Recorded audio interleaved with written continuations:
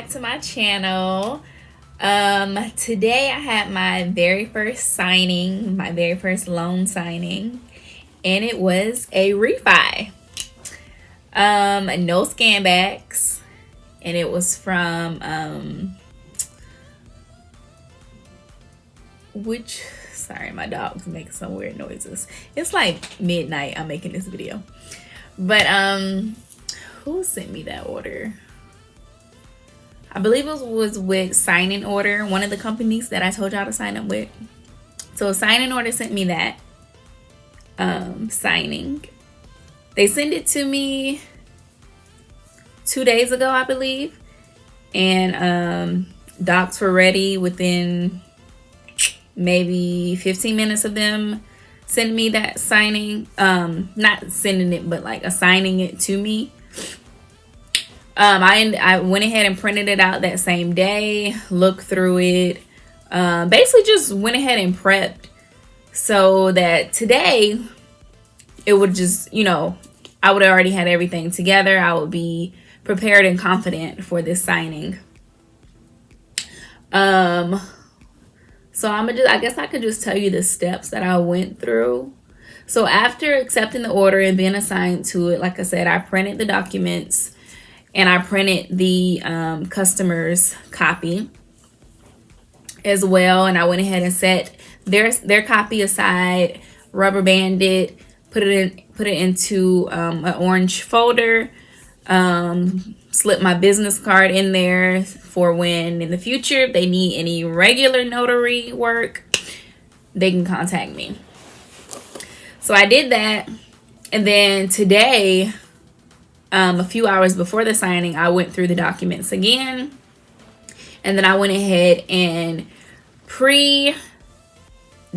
Well, I didn't pre-date. I ended up printing my name in all this, in all of the locations where it said notary printed name, and then where my commission expires, I went ahead and dated that. So I predated the printed name, and I predated the commission expire, and I also pre-filled in the venue. So state of Texas, county of wherever I was signing in. So just a heads up on that.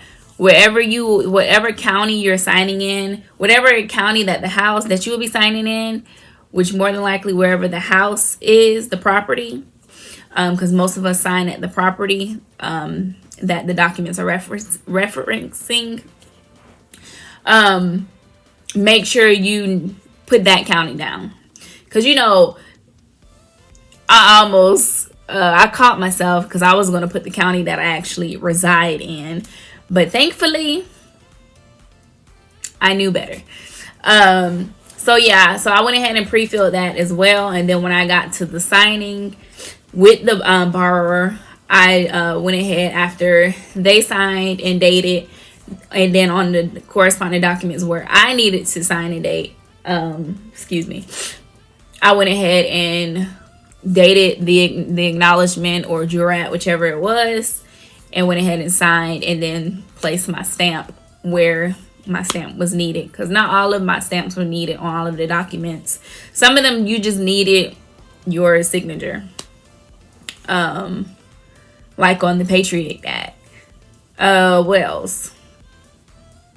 A few other ones where it just needed me to sign, basically like confirming that there was a few documents in there just to initial and confirm that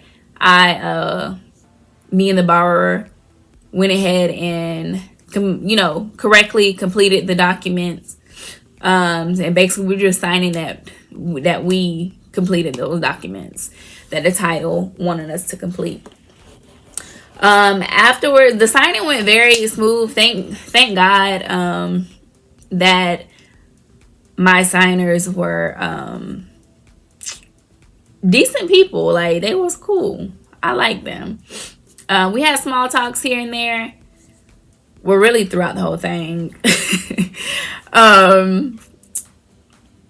And they had a small kid there. In the beginning, though, I was like a little worried because, you know, I don't know if some of y'all are a part of like the Facebook groups or whatever. You will hear different stories from different notaries about just different encounters that you know, some people get some special signers. I pray I never get any special signers. I don't want that. Okay, I don't want that. I like peaceful, smooth selling ordeals. I don't like none of that extra drama theatrics. So anyway, when I first got there, they went ahead and, you know, of course I came in there with my mask on. I left my purse and my phone in my trunk. I just came in with my basically my suitcase. It's called a catalog case. The one that I showed y'all and what's in my notary bag that I could barely fit in the screen because it was just that big. So I just came in with that. I had my mask on. Excuse me. And they opened the door, welcomed me in. I waited by the door while they said they were going to get their mask. And after that, once they came back up to the front, then they showed me where we would be seated at and signing at, and that was the kitchen table. But she had her little baby there. So cute. But she was just starting to feed her. I'm like, in my head, I'm like, we gotta sign over 180 documents, 180 pages, and you just feeding your baby right now. But it all worked out. It was fine.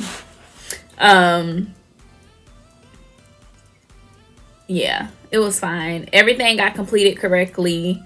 Nothing was missed. We both double checked everything.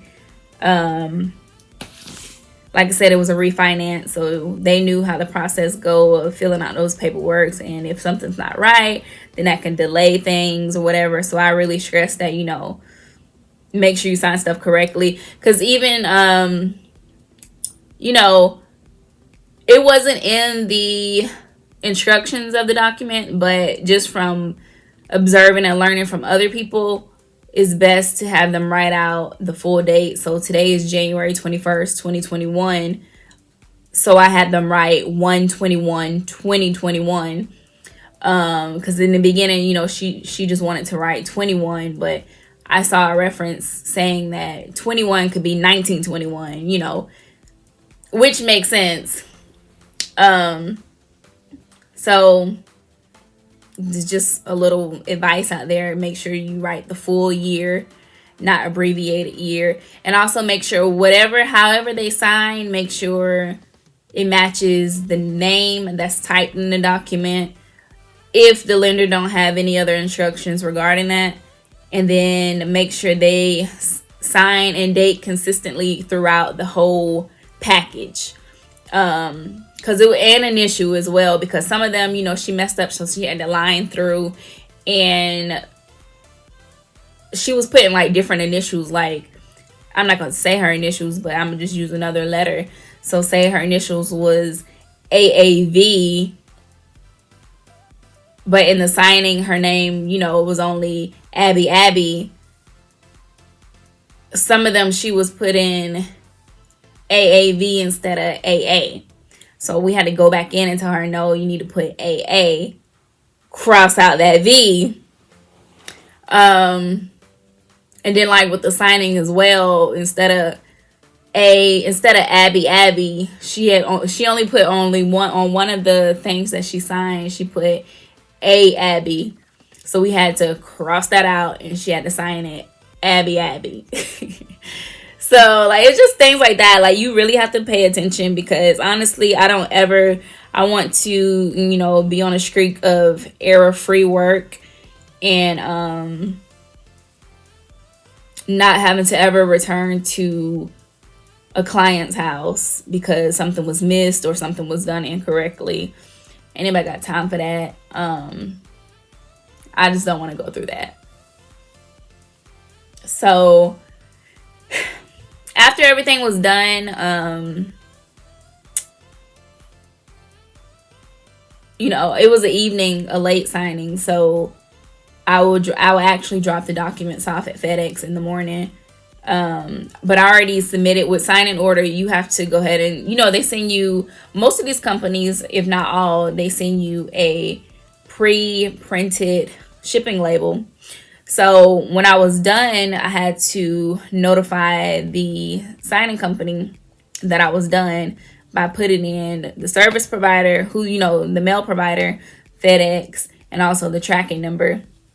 Which was actually, I had to Google because FedEx shipping label is a little crazy. Like, it had all these different numbers on it. So I had to Google and see which one was a tracking number. Still couldn't really narrow down which one it was. So what I ended up doing was going to the FedEx page as if I was tracking the package.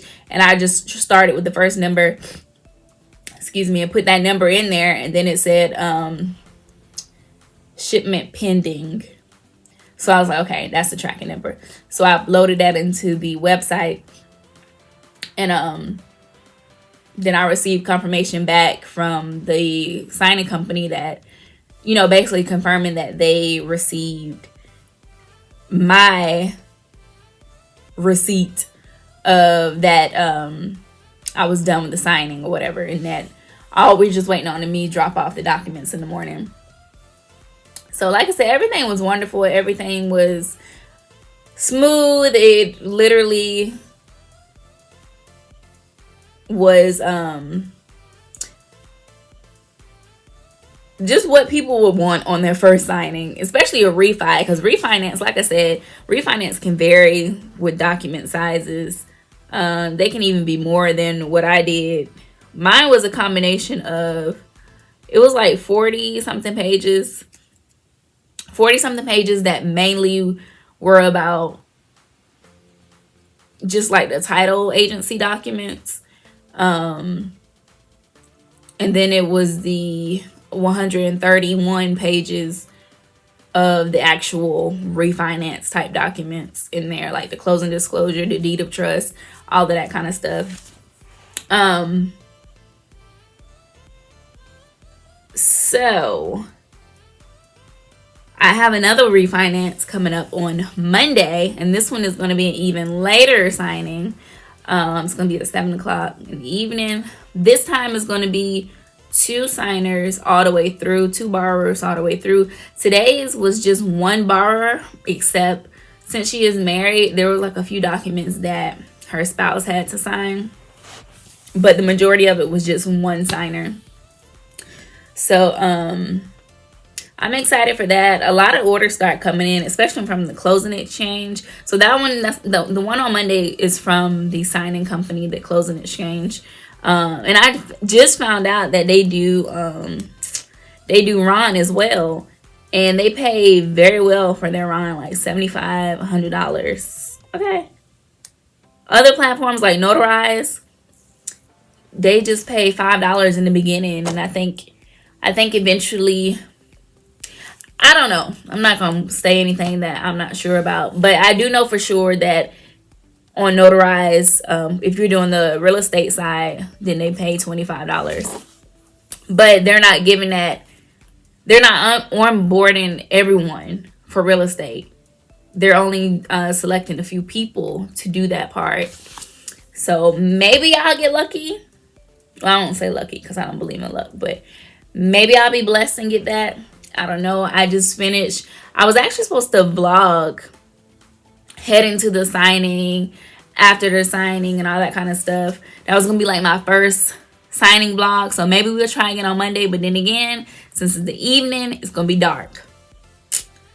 So I already know that's a no-go.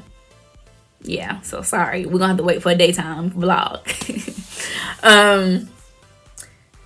But I lost my train of thought. What I was going to say.